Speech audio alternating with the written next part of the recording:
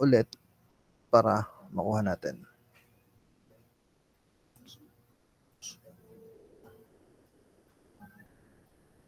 So, ito naman yung pangalawa.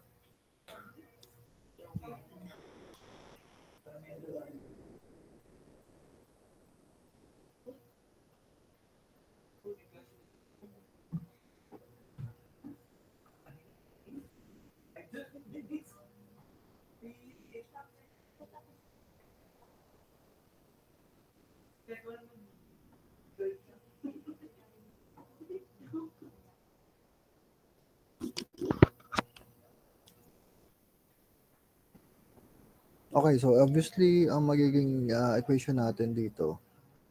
So, di ba sabi ko nga we have several possible answers here. Pagka yung graph yung given sa atin, and then kukuhanin natin ngayon yung equation. So, we have several possible answers here. Okay, so ang ano natin dito is kailangan masabi natin or ma-specify natin ano ba yung gagamitin mong reference point para ganun yung equation mo. So let's say, ito yung sinasabi natin na kung ito ang kukuhanin mo na reference point, pwede rin. Pwede rin itong gamitin mo na reference point. Dito, pwede rin. And then of course, dito, pwede rin. Actually, dito sa mga to, pwede yan eh. Basta hindi natin pahihirapan yung sarili natin na dito tayo kukuha sa mga alangan. So, dito lang sa mga ganito. Pwede. Yun nga lang, mag-iiba yung function. So, let's say, ang tatandaan natin is from peak, whether it be maximum peak or minimum peak. Diba, ito yung maximum peak natin. Ito yung maximum peak natin. So, highest peak, sabi natin. Ito naman yung lowest peak natin. Pinakababa. So, pagka galing tayo dyan, cosine ang ginagamit natin. Kanya lang, sa cosine, ang cosine is positive yung gagamitin natin. Positive cosine. Kapag galing tayo sa taas, bababa tayo. Pero pag galing tayo dito, so peak pa rin yan. Lowest peak nga lang. Tataas tayo. So negative cosine ang gagamitin natin.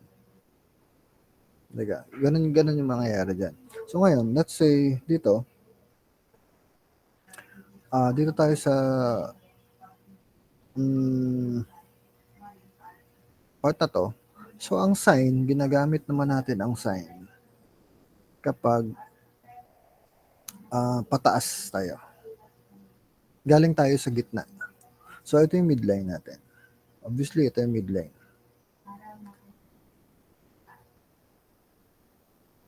So, yung pataas natin, yun yung sign. Yun yung positive sign. Pero pag halimbawa, dito ka kumuha. Trip mo talaga, dito kumuha eh. So, negative sign yan. Kasi instead na pataas, is pababa ang ginawa mo. Pababa yung kinuha mo. So, negative sign. So, ngayon, bakit sabi ko na marami tayong possible answers here? So, yung mga possible answers natin dito is, halimbawa, dito natin siya kukuhanin. Dito. Sa part na to. Ito yung reference point natin na gagamitin. So, 135 yun. So, sa 135.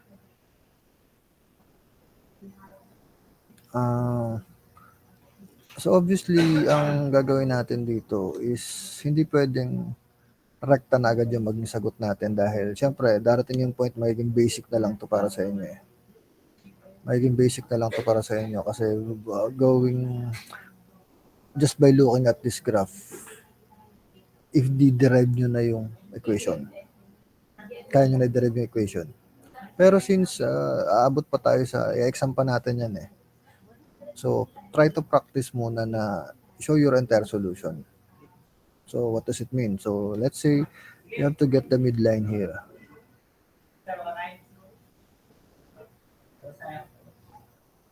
So, ang midline natin is 4.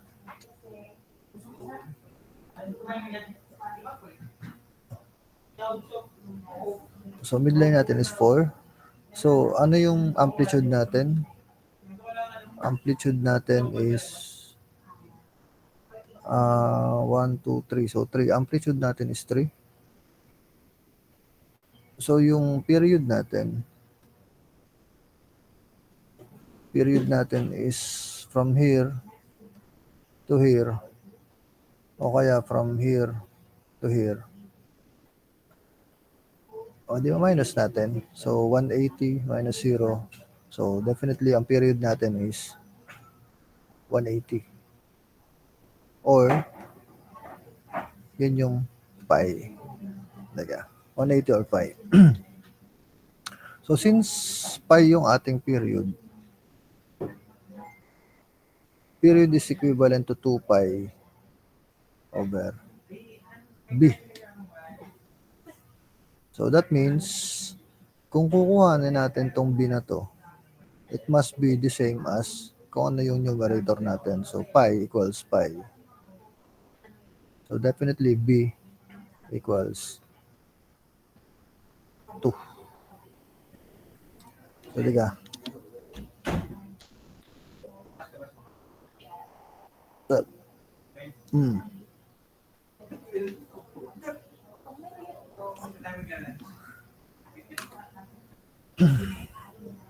So, b natin equals 2. So, meron na tayong nakuha na natin si A, nakuha na natin si B, kuha na natin ngayon si C. So, ang C, magdedetermine yung C natin, ano yung gagamitin mong reference point. Diba? Sabi nga natin, so ito halimbawa yung gagamitin mong reference point. Ito. So, this is 135. So, 135 is the same as, anong equivalent niya? Kasi alam natin na itong, di ba sabi ko ang pinakamadali niyan is hatiin niyo sa 4. Paano hatiin sa 4? Kasi ang wave naman natin is ganito. Ganyan yung wave natin. So, that means parang mirror lang naman yan eh. Parang mirror yan. Dahil kung i-flip mo ito, papunta dito sa kabila, parang kang nagkaroon ng isang bilog. Diba? I-flip mo yan doon sa kabila. Idudugtong mo ito doon sa kabila. Diba? So, kung hahatiin natin siya sa 4, ito yung hindi ko matuwid eh. Ito. So, that means ito yung first part, ito yung second part, ito yung third part, ito yung fourth part. Lagi naman ganyan yung mangyayari dyan eh. Kasi hindi naman yan magiging sinusoidal wave na ganito yung una, tapos magiging ganito yung pangalawa. So, yan obviously, hindi, yan eh. Hindi consistent, hindi periodic yan. Pagka ganyan. So, since we are talking about periodic signals here, so hatiin na lang natin sa 4. Alam natin na ito is, halimbawa ay katulad nito. Nakuha na natin to eh. Sige, dito natin umpisahan. Nakuha na natin to sa 45. So, saan siya matatapos? Dito. Alin yung 4 na yon? So, ito. So, ito yung first part, second part, third part, fourth part. Sabihin na natin, dito natin umpisahan. Kuhanin natin itong excerpt nito. Diba sabi natin, excerpt lang naman yung kinukuha natin dyan. Marami tayong possible answers dyan. Depende sa reference point na gagamitin mo. So, since we will be, ang kukuhanin natin ay itong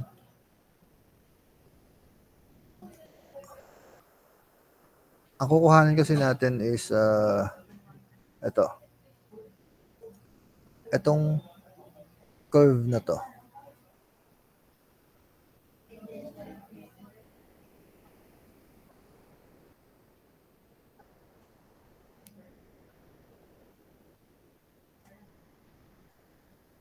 Yan. Yan yung curve na kukuhanin natin. Yan yung curve na kukuhanin natin. Kasi, sabi ko nga, pwede naman dito sa kabila. As long as buo yung kukuhanin mo. Kasi nagsimula tayo dito, matatapos tayo dito. Yung equation niya ng kukuhanin natin. So, ito yung gagamitin natin na reference point. So, pagka ganyan na ginawa natin, ito yung first part, ito yung second part, ito yung third part, and then ito yung fourth part. Diga? So, ngayon, saan tatapat ngayon ito? So, obviously, may gitna yan. Ito. Obviously, ito yung gitna niyan. Ito yung gitna niyan. Eh, kuha mo na kung gaano kalayo to. Kuha mo na yung distance nito. Ito, at saka ito. Kuha mo na yung distance yun eh. Diga? Ang distance yan is 315 minus 135. So, di ba, kahit i-calculate natin, 315 minus 135 is 180. So, 180 yung period natin. So, tama yung naging compute natin na 180 yung period natin. Okay? Ngayon, kung 180 yung period na to, ibig sabihin itong gitnang to, itong 225 na to. Diba ibig sabihin 90 yan? Ano yung kalahati ng 90? 45 yan. So, that means, yung pagitan natin, ito, alam natin na 45 yan. Okay? 45 yan. So, ilang 45 ngayon yung isinyif niya? Isa, dalawa, tatlo. Tatlong 45. Eh, ano ba yung 45? Di ba ang 45 natin is pi over 4? Pi over 4, di ba? So, 45 is the same as pi over 4. So, that means, yung pi over, itong isang ganito natin, itong isang ito, ay pi over 4.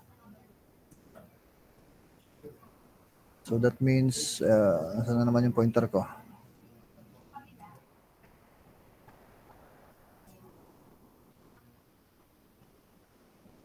Ayan. So, that means, etong part na to, this is pi over 4. Of course, itong kabilang to, pi over 4 din yan. Ito, pi over 4 din yan. So, ibig sabihin, tatlong pi over 4 ang kailangan natin. So, tatlong pi over 4. So, kung i-compute natin, pi over 4 times 3. Of course, this is 3 pi over 4. Okay, so alam natin na etong pagkaka-shift natin na to, ito, kasi dapat dito, ano yun eh, kung dito natin siya ilalagay, yung curve natin, kung dito natin pinag-umpisa, dito siya magko-curve, diba? Parang ganon. Eh, since dito na nga natin nakita, kasi excerpt lang yung kinuha natin, dito na natin natsempuhan. So, ano yung distance from this hanggang dito?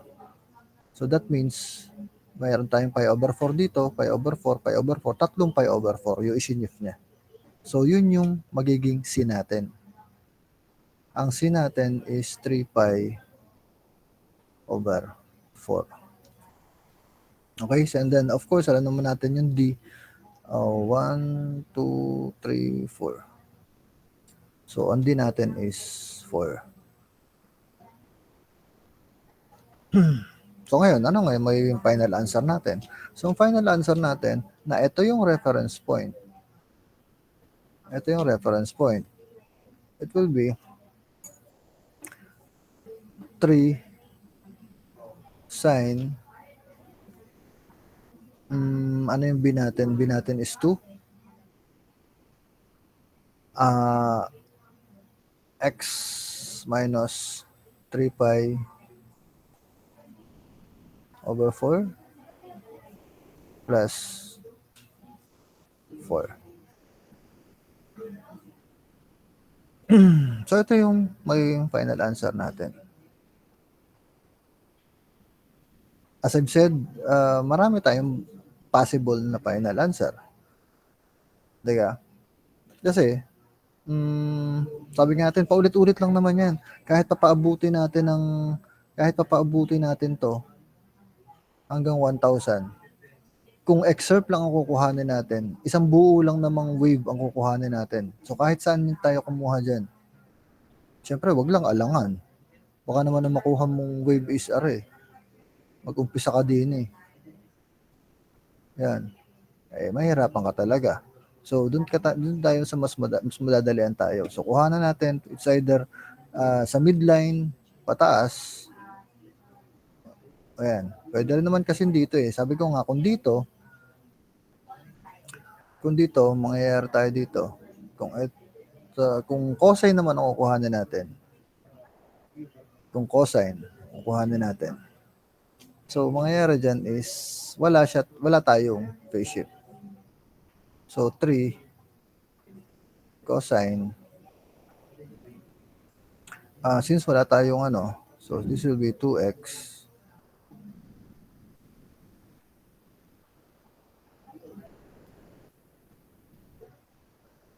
plus 4.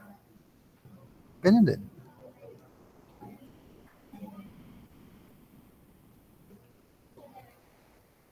Kasi cosine, ang natin kay cosine ay pagkagaling sa peak pababa, yun ang cosine. Pero dito sa kabila, cosine din naman to eh. Kasi pag nag-uusapan natin is galing sa peak. So it can have maximum peak or the minimum peak. Alin yung maximum peak na tinatawag natin? So ito ang maximum peak natin. Ang maximum peak natin is ito. Ito yung maximum peak natin. And then yung minimum peak natin is ito. Kung yan ang gagamitin mo, cosine talaga ang mangyayari. Pero, ang positive cosine is yung galing sa peak tayo, pababa. So, positive cosine yan. Pero pag ito ang gagamitin mo, galing tayo sa ilalim, pataas tayo, it will be negative cosine. So, ngayon, ganun din dito sa sine. Ang sine kasi natin is, ito yung sine. Ang sine kasi is mula midline. Yun ang sine. Ang midline ng sine is mula sa midline pataas, yun yung positive sign. Mula midline pataas, positive sign yun. Pero pagka mula midline pababa, negative sign yun. So alin yun? Ito. Diba ito, midline din naman yan eh. Kaso from here, ang kinukuha mo is pababa na yan. So, halimbawa, dito mo talaga natripan eh. Dito mo talaga kinuha eh. So, tama naman yan. Ito, nagsimula ka dito, and matatapos ka dito. So, same din lang naman na amplitude dyan eh. Makukuha mo. Same din lang naman na, ang maiiba lang dyan talaga is yung point of reference mo. And then, syempre, magiging negative sign. So, ano mangyayari dito? So, this will be the same as negative 3 sine. Negative 3 sine.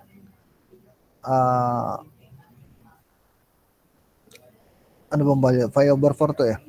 So, negative 3 sine 2x minus pi over 4 plus 4. So, same din lang yun. Another equation pa rin yun. Kasi ito naman ang ginamit natin point of reference. So, ngayon, ang point natin dito is, since we will be having several possible answers here, at depende sa inyo kung anong gagamitin yung reference point. Bago nyo gawin tong solution na to, so ito yung mapapakita nyo sa solution na baka mamaya ito na naman na tapos ang order natin is enclose your final answer is in the box. Tapos biglang wala na naman. So minus 1 na naman. Tapos hindi pa nakasimplify ito, minus 1 na naman. Parang ganon. Hindi mo naman i-specify yung anong point yun. So ito nga yung naging sagot mo. So tama yung naging sagot mo. Ito yung binox mo. Pero itong equation na to is anong naging reference point mo dyan? Kasi sabi ko nga, ito yan. You have to specify first, ano ba yung reference point na gagamitin mo? So, yun nga sinasabi ko may iba eh. So, let's say ito.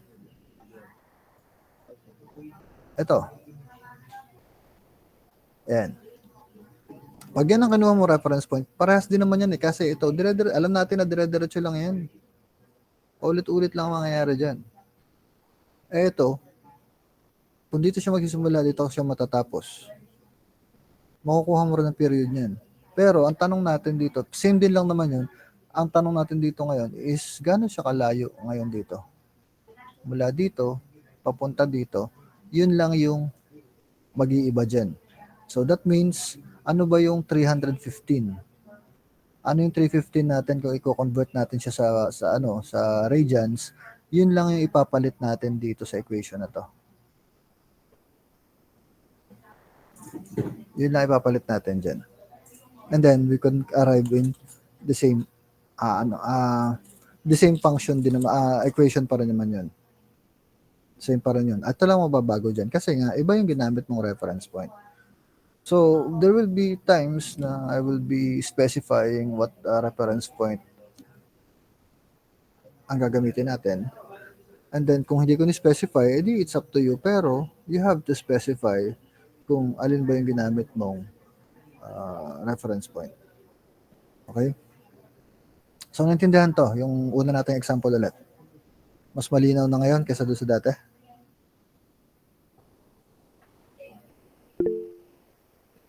Okay, so, yes daw. So, I hope so. Kasi we will be dealing with this sa midterm natin. Medyo marami tayong ganito. And then, possibly next week, mag-exam tayo. So, I prefer kasi face-to-face exam eh. Kasi dun sa mga online, alam naman natin, hindi naman sa lahat, pero merong iba minsan na talagang gumagana yung networking natin, gumagana yung skills natin kapag online. Siyempre, may nakatapos ng isa. Ano sagot mo? Share na yun. Para usually face-to-face naman ang ginagawa natin. Para makasigurado ako na alam niyo talaga at hindi kayo aasa dun sa ano. So next natin is ganito.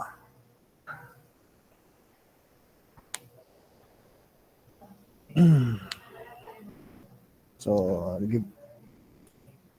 bigyan ko kayo ng konting oras para makuha yung ano niya. Anyway, yun naman nandiyan din ang solution. Papakita ko yung solution niya. So kaya hindi ko pa ito pinopost. Actually yung classroom natin medyo may mga lectures na rin doon, may mga e-books na rin doon. E-book pa lang pala, isa pa pala nilagay ko doon. So yung mga dati nating topics is nandoon na sa classroom natin. So kaya ko lang hindi pa ito pinopost kasi nga actually andito pa yung ibang examples and then yung exam parang yung quiz ko andito rin sa as presentation na to eh.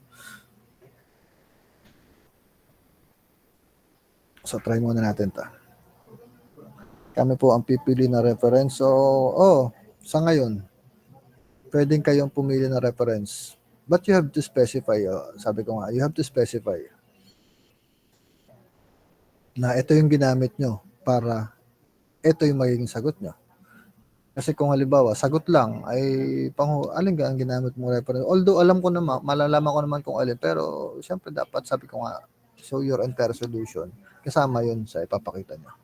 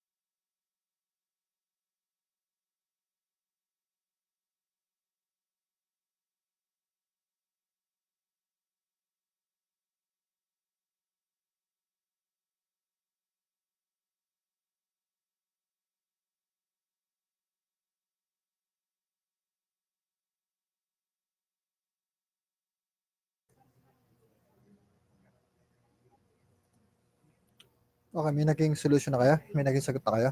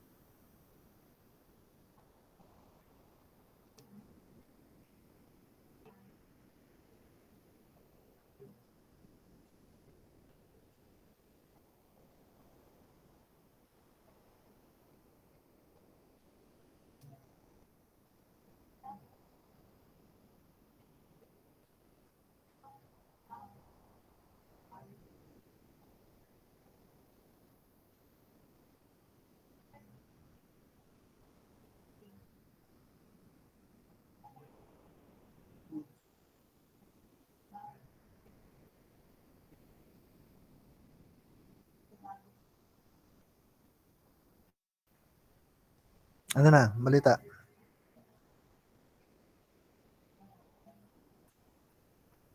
Wala pa?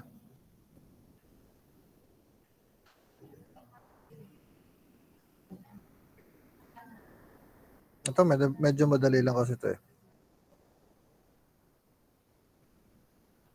Wala pa kayo nakukuha?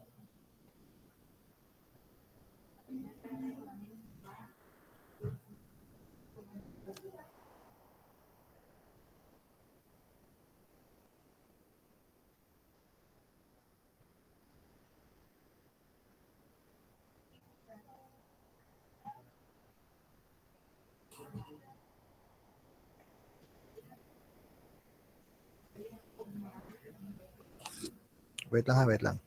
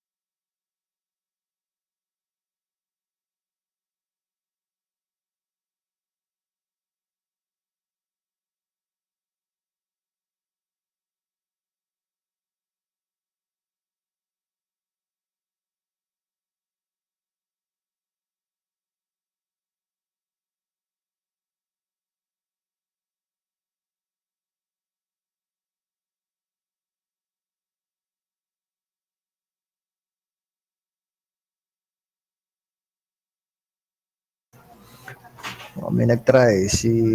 Yun. Dami nila nag-try. 2 sine 1 half x pi over 2 plus 1. Okay. Sige, tingnan natin.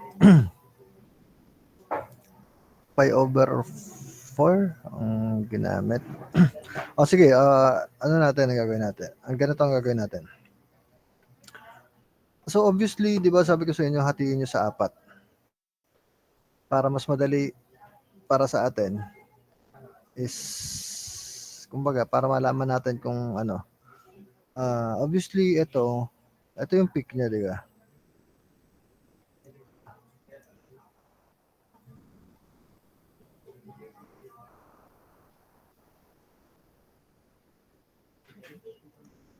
Yan.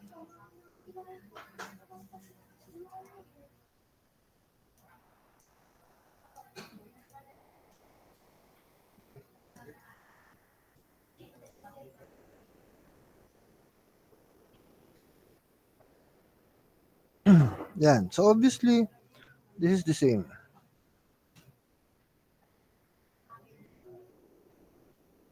Yun nga lang is hindi natin, it will not be always the same case. Nagkataon lang dito sa example natin na to is kita natin na parehas. So that means since parehas yan, kung iipod natin to, itong curve natin na to, ipod natin siya dito.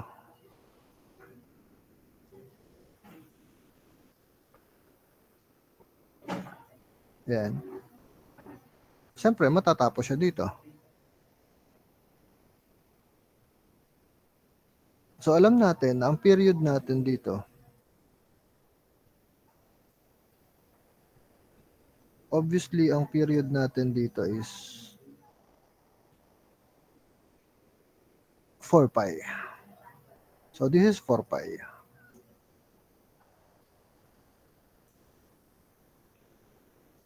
So 4 pi yun, kita natin eh. Kasi 6 pi minus 2 pi, yun yung isang ano natin. So sabi nga natin, hahatiin natin sa 4 para mas madali natin makuha. So kung 4 pi yan,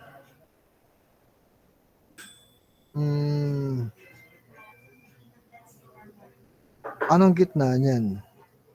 So, di ba, ito yung magiging gitna niya. Pero since iniipod nga natin ng konti, di ba?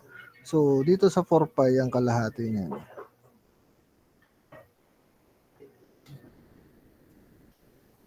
So, given na, iniipod natin ng konti dito yung, yung curve natin.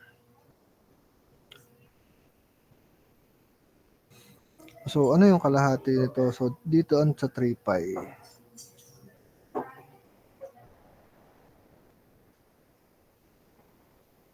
So, obviously, are 3 pi. Are yung 5 pi.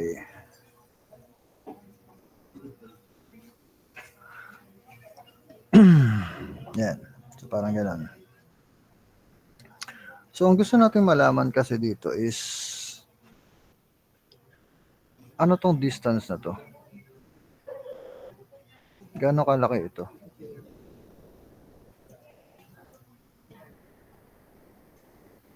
Gaano kalaki yun? So, that means, mula dito, ayan.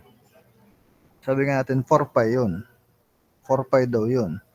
So, kung hati natin sa is pi ang isa nun. Kasi 4 pi eh. Kung hati natin sa 4, 4 pi, pi ang isa.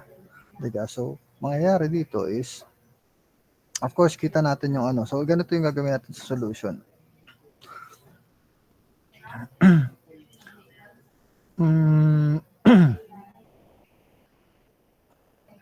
Sabi nga natin is, hinati natin sa 4. Bakit natin hinahati sa 4? Dahil sabi ko nga kanina, ito yung curve natin. Ayan. Parehas lang naman yan kung hahatiin natin dito. May first part, second part, third part, fourth part. Diga, parehas lang dapat yan. Kasi wala naman yung mangyayari na eto, hindi naman ganyan na may curve natin eh. Hindi na periodic yan pag ganyan.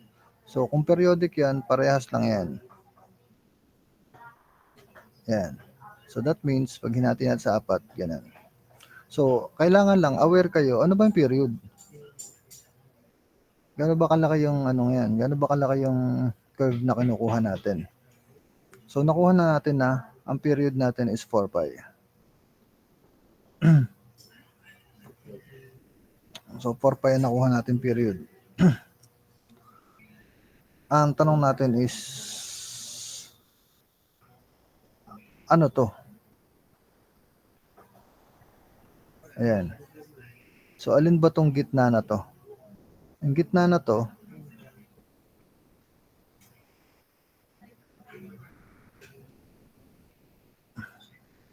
ito. Ito yung, ito yung midline natin. Yan yung midline natin eh. So, ibig sabihin, ito.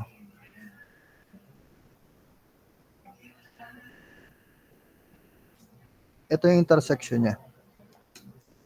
Yan. Ang kailangan natin makuha is ano bang distance nito. So, halimbawa, ang gagamitin nating reference point is ito. Let's say ito yung reference point na kailangan natin, na gagamitin natin. Ito.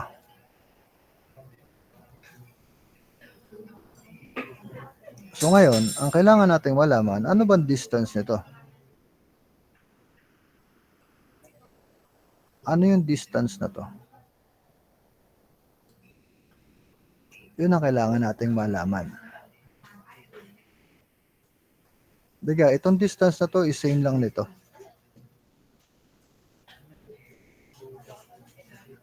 Na same din lang nito. Yun yung iniipod niyan eh. Diga? Yun yung iniipod niyan. So, paano natin malalaman ngayon yun? So, hatiin nga natin sa sa 4.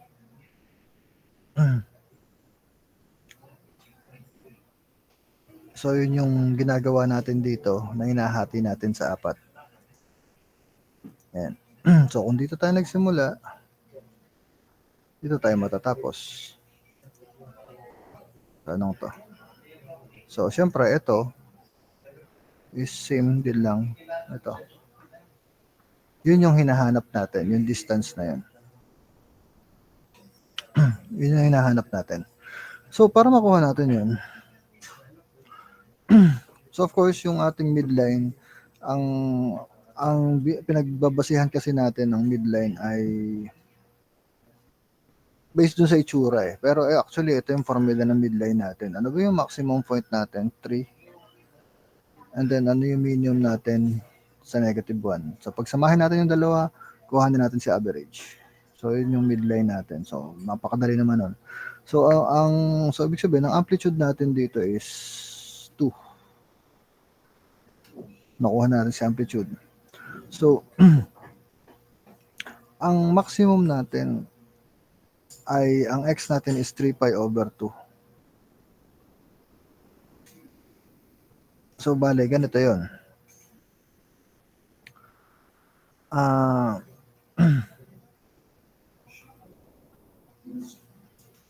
Di ba sabi nga natin, kung iipod natin ito dito, patatamaan na natin ng 2 pi. Patatamaan na natin ng 2 pi. So, kung dito yung curve mo,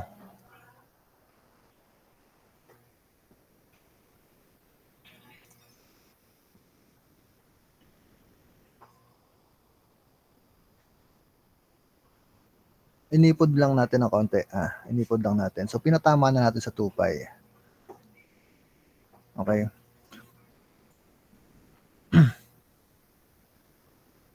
Ano ngayon yung maging kalahati nito?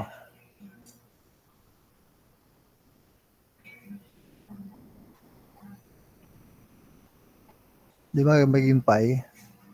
Magiging pi. So, ibig sabihin, yung tatamaang ito, nasa pi yan. Ito yung pi. So, ito, nasa pagitan ng pi at saka 2 pi. So, this is, ano ngayon yun? So, itong point na to, this is pi over 2. So, ngayon, kita na ngayon natin na ito pala is pi over 2. Yung distance na yan is pi over 2. So, yung sunod sa kanya, pi over 2 ulit. Sunod sa kanya, pi over 2 ulit. And then pi over 2. Di ka, 4 na beses natin ulitin si pi over 2 is the same as 2 pi. Okay?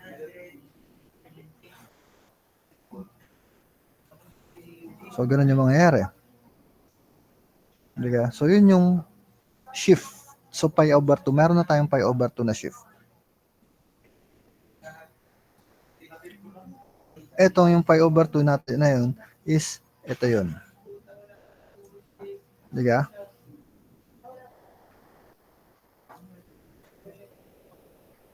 Obviously, yung B natin, paano ba nakuha natin yung B?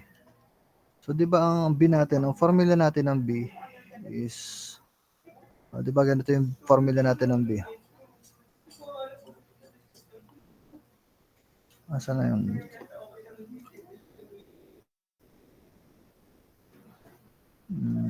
Ba't hindi gumagana ang pen ko?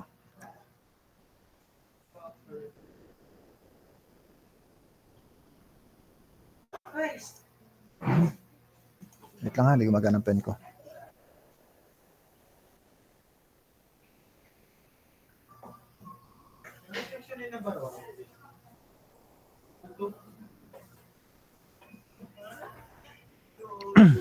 Anyway, hindi gumana yung pen ko.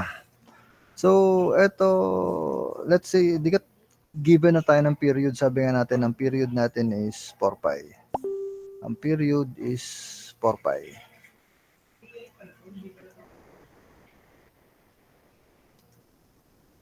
So 4 pi yan. Para makuha natin yung 4 pi na yan is 2 pi over b. So 2 pi over b, diga. So 2 pi over b ang formula natin. So kung i-transpose natin yon, diderive natin yung makukuha nating b ay 1 half. Okay? So 1 half.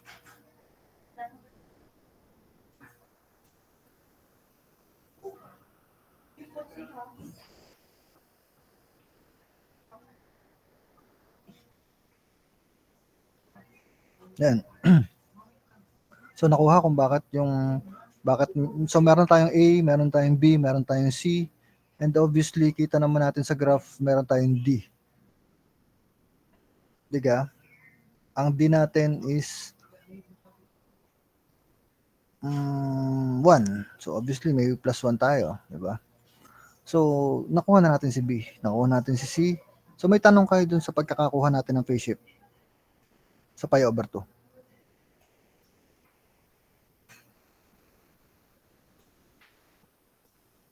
Walang tanong?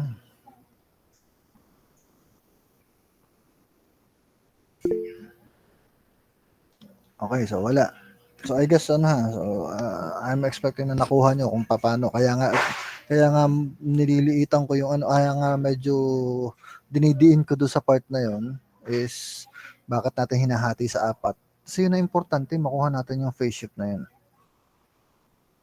So ngayon, ito yung magiging sagot natin. So tama ba yung naging sagot ni La kanina? 2 sine 1 half x pi over 2 plus 1. So tama si Miss Amaro. Tama?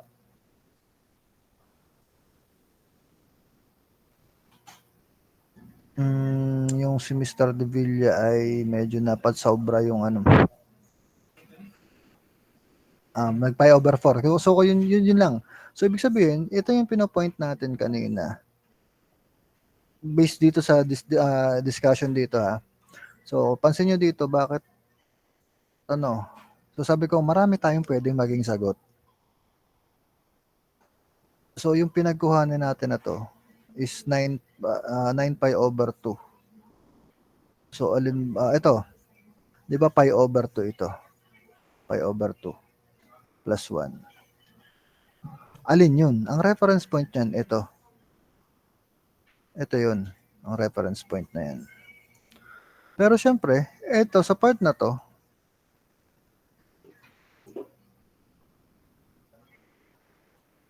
ganun din naman yung curve niya, di ba? Ganun din yun. So ibig sabihin, kung itong kukuhanin mong isang ito, iba na ulit yung sagot mo. Pero ano ba yung maiiba? Ang maiiba lang naman yung shift.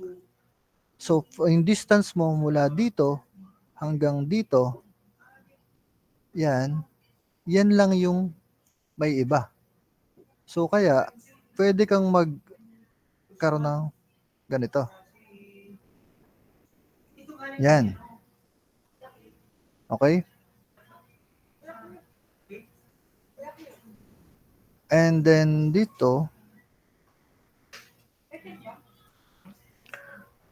sa part na to, kasi sign pa rin to eh. Pwede ka pa rin kumuha dito. Kung ito ang gagamitin mo reference point. Sign pa rin yan eh. So, ito nga lang. Ito, mula dito hanggang dito, yun naman yung yan.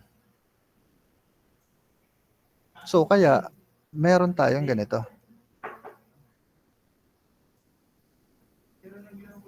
So, pansin nyo, dyan lang naiiba. Kasi yun lang yung phase shift.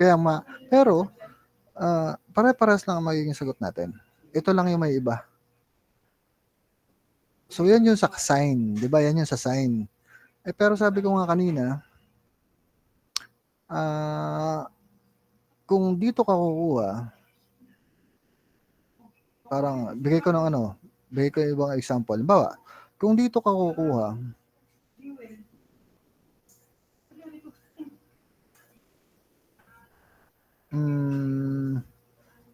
pagpalagay na ito yung midline ha, bawa yung midline. Kung ito yung reference point na gagamitin mo, magyan yung gagamitin mo, cosine. Cosine. Pag dito, cosine pa din. Yun nga lang, negative cosine. Tapos, you have to specify, ano ba yung distance na dito? Kasi yun yung phase shift eh. Diga. Ngayon, kung sine naman ang gusto mong gamitin,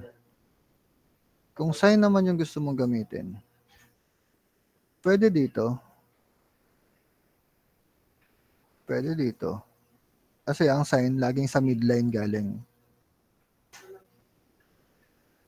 Ang positive na sign, yung pataas. So, kung ito ang gagamitin mo, kita mo naman na pataas yan. Pataas to dito. Yan. So, positive sign yan. Pero kung ito ang gagamitin mo, alam natin na pababa yan. Hindi naman tayo, ang basa na ano ha, yung papaganto ang basa lagi ha. Yan. So, ito. Ibig sabihin, pababa yan. So, negative sign yan. Ganito lang yun. So, sabi nga natin, pagka cosine ang gagamitin, so it's up to us kung ano bang gagamitin yung reference point. So, pwedeng sa exam, pagka wala akong sinabing reference point, it's up to you. Pero you have to specify in your solution, pwede mong bilugan na ito po ang ginamit kong reference point. So, ang reference point na yon, meaning, ito bale yung kinukuha nyo na curve. Ano ba yun? Ito yun. Yan. Yan. Yan yung curve na, yung excerpt ng code natin. Ng curve pala. Okay? So, since mag-alas 12 na, so, naintindihan ba yung ano? Kahit medyo marami akong naging erasure. Kasi actually, hindi, kaya nga iniiba-iba ako kung kulay ng ano para kita natin eh. Ha? So, nakuha?